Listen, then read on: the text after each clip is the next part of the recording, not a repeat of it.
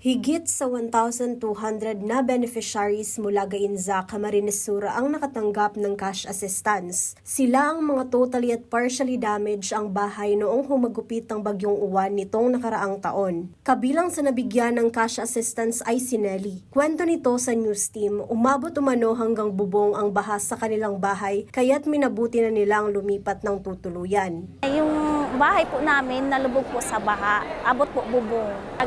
Hakot-hakot po ng mga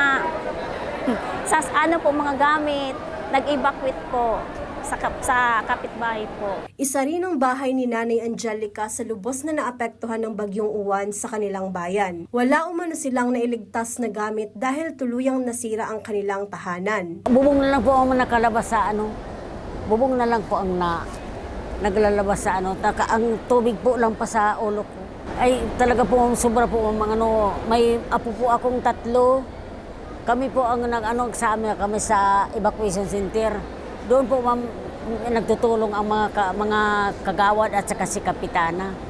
Binibigay po ng pagkain, mga pang-ulam, tubig, lahat po na kailangan sa doon, binibigay po sa amin. Malaking pasasalamat umano ni Nelly, Nanay Angelica at ng mga residente ng Gainza sa naibigay na tulong ng provincial government ng Camarines Sur dahil magagamit nila ito para muling makabuo ng kanilang tirahan at panggastos sa pang-araw-araw na pangangailangan. Gov. El Rey Villaferte, maraming salamat po sa matatanggap po namin ngayon na beneficiary po. Malaking tulong po sa amin. Kasi mapapayos po namin ang bahay namin, saka mabibili po namin ang kailangan po namin. Ito po masabi ko, may natanggap akong pera, patuloy ko po yung pag-ayos ng bahay namin at saka pangailangan ng pagkain.